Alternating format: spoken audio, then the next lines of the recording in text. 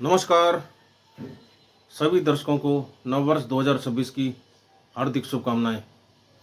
नववर्ष आ गया, लेकिन 2025 और उससे पहले जो वर्ष बीते, जो खामियां रही, उनके लिए नई चुनौतियां लेकर भी आया है। नववर्ष 2026 जहां पर जो पेंडिंग समस्याएं हैं उनके समाधान को करने का वर्ष है और जो नई चुनौतियां हैं उनसे निपटने का वर्ष है। क्या है पलवल के मुख्य समस्याएं और क्या है पलवल में नई चुनौतियां, मुख्य चुनौतियां। सबसे पहली जो यहाँ पर बहुत बड़ी समस्या है वह है जल निकासी की। आपने देखा होगा वर्षा ऋतु में यहाँ पर जल भराव हो जाता है, चाहे जवाहर नगर कैंप का गंदे नाले के आसपास का एरिया हो, जवाहर नगर कैंप हो, जवाहर नगर कैंप की मार्केट हो, और पलवल की अनेक अनेक कॉलोनियों में आप समाचारों में देखते हैं बहुत भयंकर जल भराव होता है और लोगों का निकलना दूभर हो जाता है। इस समस्या के समाधान के लिए एक बहुत बड़ी चुनौती है 2026 वर्ष। दूसरा, बढ़ती गंदगी के लिए, जो गंदगी शहर में बढ़ती जा रही है दिनों दिन, करोड़ों रुपया खर्च भी किया जा रहा है लेकिन समाधान नहीं निकल पा रहा। तो बढ़ती गंदगी के लिए बुद्धि का प्रयोग करके कम खर्च में और अधिक समाधान दिखाई दे, कम खर्चों और समाधान अधिक दिखाई दे, इस दिशा में कार्य करने की आवश्यकता सन 2026 में है। गंदे नालों व नालियों की सफाई, गंदे नालों की और नालियों की जो सफाई है, आपने देखा होगा पिछले समय से कितनी रुकावटें हैं, सफाई नहीं हो पा रही ढंग से। इस दिशा में कोई ज़्यादा कड़े प्रयास भी नहीं किए गए कि नालों को बेहतर तरीके से साफ कर दिया जाए। जवाहर नगर कैंप का जो मुख्यतः नाला है उसमें बड़े मोटे मोटे स्लैब डले हुए हैं, जिस कारण से उसकी सफाई ना होने के कारण जल भराव यहाँ की प्रमुख समस्या है। और जो जल भराव पहले नहीं होता था, स्लैब डलने के कारण और नाले की प्रॉपर सफाई ना होने के कारण जवाहर नगर कैंप की जो पॉश कॉलोनी है और कैंप की पॉश मार्केट है, और वहाँ पर भी जल भराव की समस्या उत्पन्न हो चुकी है तब से। तो नाले और नालियों की सफाई जो तीसरी चुनौती है सबसे बड़ी। चौथी है चौक चौराहों, तिराहों, टी पॉइंट्स सभी पर, केवल बस अड्डा और लावलपुर चौक पर नहीं, और आधुनिक सिग्नल बत्तियाँ लगनी चाहिए जिसमें सारा सिस्टम ऑटोमेटिक रहे और कैमरे साथ लगे हों। यदि कोई नियमों की उल्लंघना करता है तो साथ साथ उसका चालान हो। एक बिल्कुल सख्ती से सिग्नल बत्तियों की पालना होनी चाहिए। इसके लिए पुख्ता प्रबंध किए जाने की चुनौती 2026 में है। और केवल एक दो चौराहों पर नहीं, कोई भी चौक हो पलवल शहर का कोई भी चौक हो, कोई भी चौराहा हो, और पलवल शहर क्या पूरे जिले में लगनी चाहिए। कोई भी चौक हो, कोई भी चौराहा हो, कोई भी टी पॉइंट हो, और खाली जीटी रोड नहीं, और शहर के जो अंदरूनी व्यस्तम एरिया हैं उनमें भी सिग्नल बत्तियां लगनी चाहिए ताकि दुर्घटनाओं की आशंका बिल्कुल शून्य पे आए।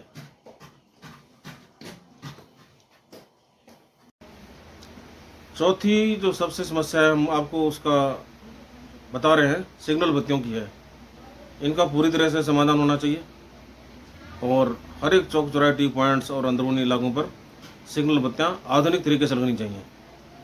कोई खेल खिलौनों की तरह नहीं, बिल्कुल व्यापक प्रबंध होने चाहिए इसके, ताकि एक वाकई में एक व्यवस्थित और अनुशासित शहर दिखाई दे।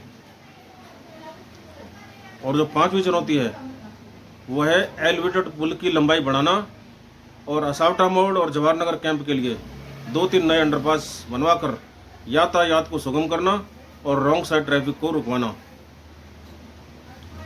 अगली जो चुनौती है वह है कार पार्किंग के सतनों का निर्माण करना।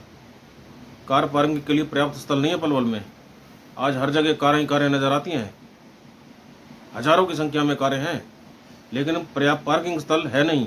ना मोहल्लों में इनकी जगह रह गई है खड़ी करने की कारों की, ना ही इसके लिए कोई पर्याप्त उचित स्थल हैं। इसके लिए जागना होगा सरकार को और इसके लिए पर्याप्त स्थलों का निर्माण करना होगा। हमने एक स्थल का तो हमने सुझाव दिया था और फिर भी दे रहे हैं दोबारा, जो पलवल का देवीलाल पार्क है, ताऊ देवीलाल पार्क। इस स्थान पर बेसमेंट बनाकर 3 एकड़ की जगह है ये, यहाँ पर कार पार्किंग बहुत सुंदर बनाई जा सकती है आधुनिक तरीके से, और ऊपर इसके वापस पार्क का बेसमेंट के ऊपर पार्क का भी निर्माण वापस किया जा सकता है चौधरी देवीलाल जी के नाम से ही। और इसके तीनों दिशाओं में दुकानें बनाकर जो बेरोजगार हमारे युवा हैं उनको स्वरोजगार स्थापित करने के लिए सस्ते किराए पर वो दुकानें उपलब्ध कराई जा सकती हैं। तो एक ही स्थान के 3 प्रयोग हो जाएंगे और ये हमारा सुझाव है कि ये इसका जल्द से जल्द इसको किया जाए। इसके अलावा जो अगला है इसके अलावा भी स्वरोजगार के लिए दुकानें बनाकर सस्ते किराए पर उपलब्ध कराना। अन्य स्थानों पर भी जहां भी स्थान उपलब्ध हों ये दुकानें बनाकर सस्ते किराए के लिए स्वरोजगार के लिए युवाओं को उपलब्ध कराई जाने की ज़रूरत है। उसके बाद 8वां जो है सबसे बड़ी चुनौती है, बहुत बड़ी, जो खुलेआम बिजली की चोरी हो रही है। बहुत लोग ऐसे कर रहे हैं जो स्वयं को किसी न किसी का बहुत नज़दीकी बताते हैं, खुलेआम चोरी कर रहे हैं, ऐसी खबरें हैं, सूत्र ऐसे बता रहे हैं। तो इनको रुकवाने की ज़रूरत है, बिजली चोरी को रुकवाने की ज़रूरत है। कई सूत्र तो हमें ये बताते हैं कि शिकायत करने के बाद भी ऐसे लोग हैं जिनकी बिजली चोरी पर कोई कार्रवाई नहीं की जाती क्योंकि उनके संबंध हैं। तो इस भ्रष्टाचार को बंद करने की आवश्यकता है और बिजली चोरी रुकनी चाहिए। 9वां है जो 2026 सन का चैलेंज, 4 पहिया वाहनों में घरेलू नंबर में, जो 4 पहिया वाहन है बहुत सारे, उनमें घरेलू नंबर से, नंबर प्लेट उनकी घरेलू है लेकिन वो काम कर रहे हैं सवारियां ढोने का, खुलेआम हो रहा है, कमर्शियल टैक्स की चोरी की जा रही है। इस पे भी रोक लगनी चाहिए, पता होना चाहिए उससे क्या नुकसान है। एक तो वो टैक्स की चोरी कर रहे हैं, कई लोग तो हैं जो 30-30 साल से लगे हुए हैं और सबको पता है 30-30 साल से इस धंधे में लगे हुए हैं और कोई गरीब नहीं है। जमींदार लोग, एक व्यक्ति है जमींदार यानी कि ज़मीनों का मालिक, और टैक्सी चलाने का काम करता है और वो भी घरेलू नंबर पे, ठीक है, 30 साल से टैक्स की चोरी कर रहा है और सवारियां ढोने का काम कर रहा है। और जिसकी सरकार आती है उसके छतरी के नीचे छुप जाता है और अपना बचाव करता रहता है, लेकिन नियत में इतना खोट है कि करनी टैक्सी की चोरी है ना। कोई वैसे देखा जाए तो कोई ज़्यादा टैक्स भी नहीं होता यदि ईमानदारी से चलने, लेकिन नियत में खोट है ना, ईमानदारी से चलना नहीं है, सीधे रास्ते से चलना नहीं है, चोरी करनी है। तो इस ओर सरकार को ध्यान देना चाहिए। जो भी सवारियां ढोने का काम करते हैं घरेलू नंबर प्लेट पर, उनको कमर्शियल नंबर प्लेट लगनी चाहिए उनकी गाड़ियों में, उनकी टैक्सियों में, उनकी कारों में। और उससे क्या होगा कि जो सवारियां बैठेंगी उस गाड़ी में उनको भी सुरक्षा मिलेगी, क्योंकि जो कमर्शियल होती है उनमें उनका इंश्योरेंस भी होता है सवारियों का, जबकि प्राइवेट व्हीकल में ये सुविधा कम होती है यदि बाहर के लोग उसमें सफ़र करते हैं तो इस पर भी रोक लगनी चाहिए, टैक्स चोरी पर भी रोक लगनी चाहिए। 10वां है जो लगातार बढ़ रहे भ्रष्टाचार और रिश्वतखोरी को रुकवाना। खुलेआम रिश्वतखोरी की खबरें आ रही हैं, कुछ दबी जबान में आती हैं, कुछ खुलेआम आ जाती हैं, पकड़ी गई तो उजागर हो जाती हैं। रिश्वतखोरी पर रोक लगनी चाहिए पूरी तरह से। 11वां है विकास कार्यों में कमीशन खोरी का खेल खत्म होना। जो विकास कार्य होते हैं तो उसमें ज़्यादातर सुनने में आता है कि कमीशन खोरी चल रही है, ठेकेदारी कई बार दबी जबान में बता जाते हैं, हालांकि खुल के तो ये बातें नहीं होती। कोई स्टिंग ऑपरेशन उनका कर ले तो आ भी जाती हैं, लेकिन कई बार स्टिंग ऑपरेशन नहीं हो पाते, सारी बातें नहीं आ पाती कैमरे में।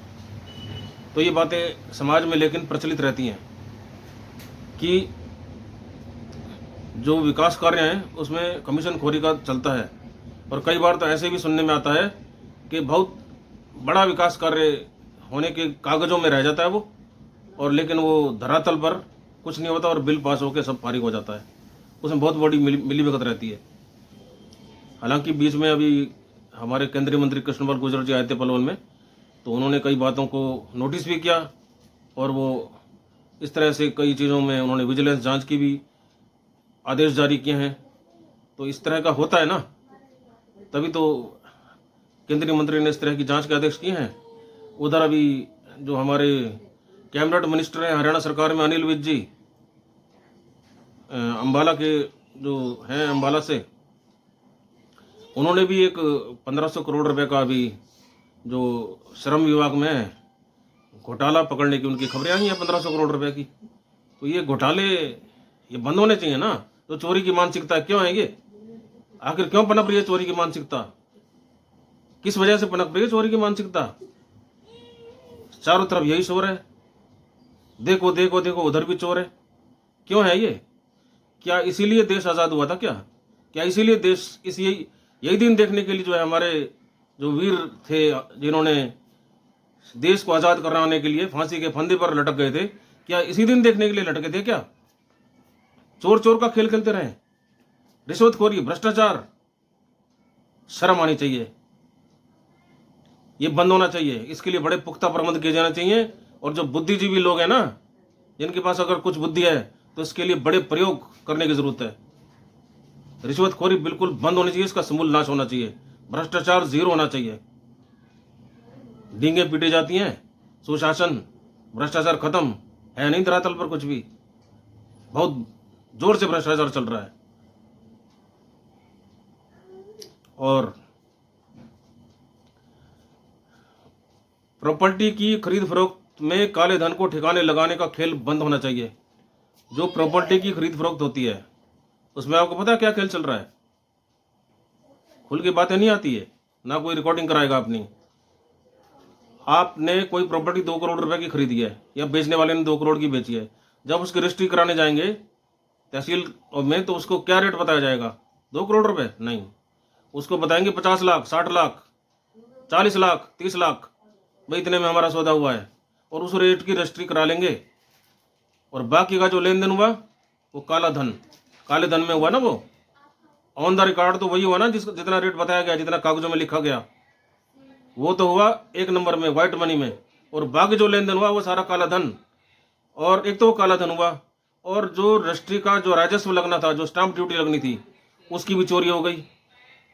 जो 50 लाख रुपए की रजिस्ट्री होगी उसकी स्टाम्प ड्यूटी कम लगेगी ना, और जो 2 करोड़ रुपए की रजिस्ट्री होगी 2 करोड़ रुपए के रेट की, उसकी स्टाम्प ड्यूटी ज़्यादा लगेगी, सरकार के पास राजस्व ज़्यादा जाएगा।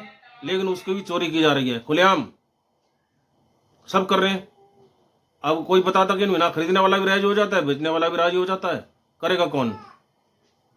तो इसके लिए सरकारों को जागना होगा और इसकी गहराई से जांच करने के बाद ही रजिस्ट्री की जानी चाहिए कि इसका मार्केट रेट क्या है और किस रेट में सेल परचेज हो रही है, उसी रेट की पूरे पैसों की रजिस्ट्री होनी चाहिए। तभी चोरी की मानसिकता और चोरी की मानसिकता पर प्रतिबंध लगना चाहिए। इसके लिए पुख्ता प्रबंध किए जाने चाहिए। इसके लिए कोई ऐसे नियम कानून बनाने चाहिए, सस्ती रेट करवाने वाला रजिस्ट्री फंस जाए, उसकी प्रॉपर्टी जब्त करने के लिए कोई ऐसा कानून होना चाहिए। यदि जो कम रेट की रजिस्ट्री कराएगा तो उसके लिए 3 महीने में यदि उसकी मार्केट वैल्यू हमें सरकार को ज़्यादा पता लगती है तो उसकी प्रॉपर्टी को उसका जो जिस रेट में रजिस्ट्री है उसका 10-20% उसको फालतू दे के उसकी ज़मीन सरकार जब्त कर ले। जब उसको अकल आएगी कि सस्ती रेट की रजिस्ट्री कैसे कराई जाती है, कोई ऐसा कानून पास किया जाना चाहिए ताकि हर व्यक्ति पूरे रेट की रजिस्ट्री कराए। टैक्स की चोरी क्यों? क्या चोरी करने के लिए सारा सिस्टम बना हुआ है क्या? बंद नहीं हो सकता क्या? चोरी हर तरह की बंद होनी चाहिए। चोरी किसी भी प्रकार की नहीं होनी चाहिए। इसको चोर कह देते हैं, उसको चोर कह देते हैं, ईमानदार को चोर बना देते हैं। जो सचमुच चोर हैं उनके ऊपर कोई कार्रवाई है नहीं। जो सचमुच चोरी हो रही है कार्रवाई कीजिए इन पर। गैर कानूनी तौर पर लक्की ड्रा और कमेटी लॉटरी चलाने वाले लोगों पर कानूनी कार्रवाई करवाना और इन अवैध धंधों को बंद करवाना। अब जब कानूनी रूप से कोई लक्की ड्रा चलाना नहीं है मान्य, कमेटी लॉटरी चलाना मान्य नहीं है, तो फिर क्यों चल रही हैं?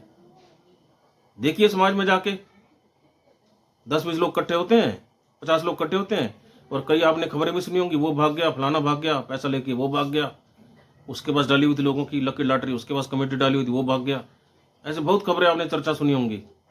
लेकिन फिर भी चोरी छुपे इधर उधर ये चल रही हैं। क्यों चला रहे हैं लोग?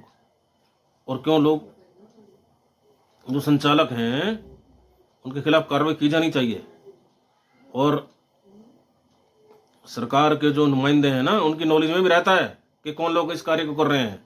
ये समाज में बातें छुपती नहीं है, लेकिन फिर भी सरेआम चल रही हैं।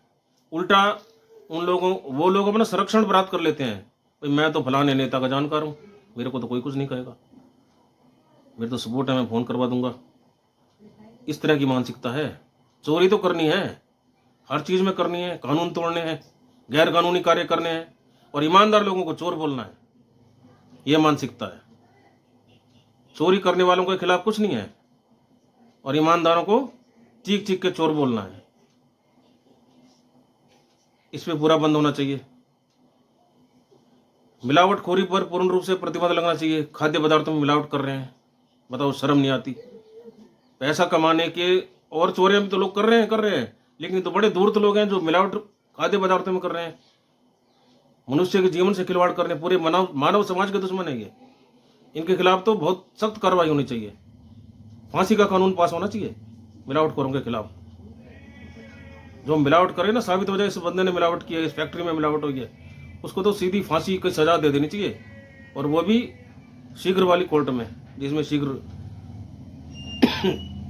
फैसला दिया जाए।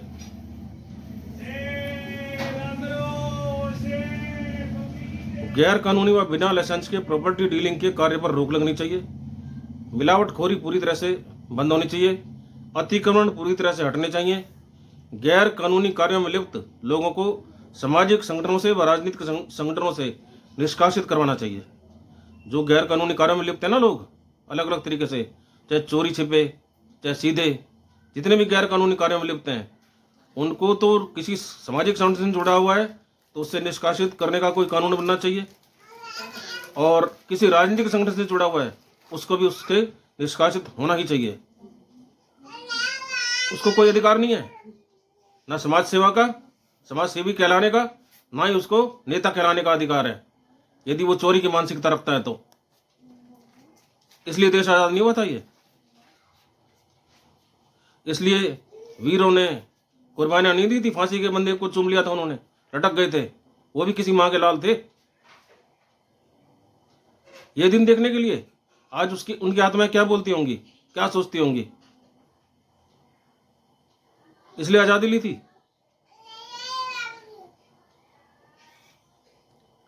सेल्स टैक्स की चोरी रुकनी चाहिए, आयकर की चोरी रुकनी चाहिए, बिल्कुल ईमानदारी से होना चाहिए काम।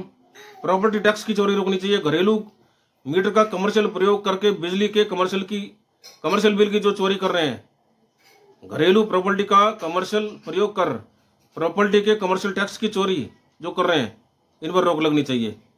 महिला सशक्तिकरण के नाम पर, महिला के नाम अलाट राशन डिपो को जो चला रहे हैं, पुरुष चला रहे हैं, उनके खिलाफ कार्रवाई होनी चाहिए, उनका डिपो रद्द होना चाहिए।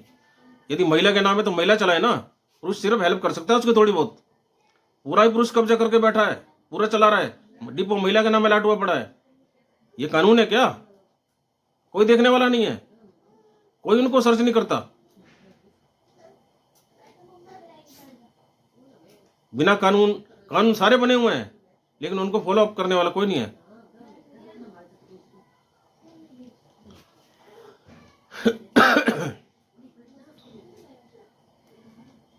अच्छा,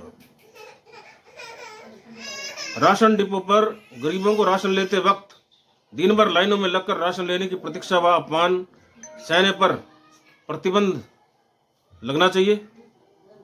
बेसहारा भटक रहे गोवंश की हो रही दुर्दशा पर रोक लगनी चाहिए। रोजगार, स्वास्थ्य, शिक्षा के सुधारीकरण की दिशा में कार्य होना चाहिए, और अति आवश्यक सड़कों, गलियों, नालियों का निर्माण प्राथमिकता के आधार पर किया जाना चाहिए। यह है 2026 की चुनौतियां।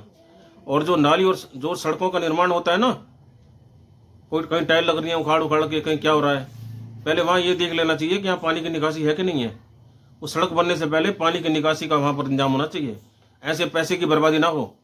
ये देशवासियों का पैसा है, ये किसी व्यक्ति का नहीं है। आज उसको किसी को चाबी मिल गई खजाने की तो जैसे मर्जी पैसा उड़ाए, ये नहीं है, ऐसे नहीं हो सकता। आप सदुपयोग कीजिए पैसे का। पहले उसकी जहाँ पर आप विकास किसको कहते हैं? आपने टाइल बिछवा दी, वो विकास हो गया क्या? ना, ये तो मूर्खतापूर्ण विकास है, पैसे की बर्बादी है। पहले आप ये देखिए वो स्थान कैसा है, वहाँ जल भराव तो नहीं होता। अगर टाइल बिछने के बाद भी वहाँ जल भराव हुआ, कौन जिम्मेवार है फिर इसका? पहले आप वो ये देखिए कि यहाँ पानी की निकासी है कि नहीं है। जो गंदा पानी है, बरसाती पानी है, नाले नालियों का पानी है, वो कहीं सड़कों पर तो नहीं आ जाता, उसकी निकासी है कि नहीं है? पहले उस पानी की निकासी की व्यवस्था कीजिए पुख्ता, पैसा उस पर खर्च कीजिए जो पहला बेसिक कार्य है, उसके बाद आप टायर बिछाइए। नहीं तो ये देश कभी आपको माफ नहीं करेगा। और उन वीर शहीदों की पुण्य आत्माएं जिन्होंने इस देश की आज़ादी के लिए कुर्बानियां दी, हंसते हंसते फांसी के फंदों से झूल गए, उनकी कुर्बानियों का भी ध्यान कीजिए, उनका मजाक मत बनाइए। इस देश के लिए ईमानदारी से काम कीजिए और चोरी की मानसिकता को बदलिए और बदलवाइए। जय हिंद, वंदे मातरम, जय भारत।